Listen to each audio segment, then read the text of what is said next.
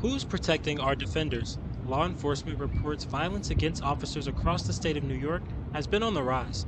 Earlier this month in Syracuse, Officer Michael Jensen and Lieutenant Michael Husak were killed in the line of Our duty. law enforcement officers are under attack, period. Here in the southern tier, Chemung County Deputy Sheriff Investigator Michael Thedke was struck by a car during a hit and run, leaving him in critical condition. Investigator Thege's case is not an isolated incident. It's emblematic of the dangers that law enforcement officers face every time they put on the uniform. As state and county leaders met today, the sentiment of police safety rang loud, and discussion of catch and release programs shined as a center of attention. Bail reform did nothing but empower repeat offenders. Some leaders also pointed to relaxed punishments as that lead to violence against officers.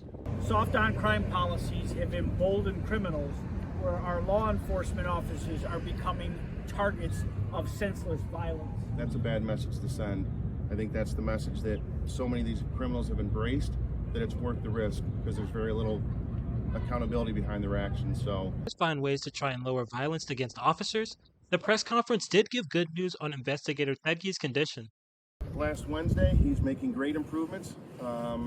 He's got a long way to go, but he's speaking. Everything he's doing is moving in the direction that we're going to remain optimistic that he keeps going in that direction. So far, so good. And these officials hope that more attention to the issue will mean fewer injured officers in the future.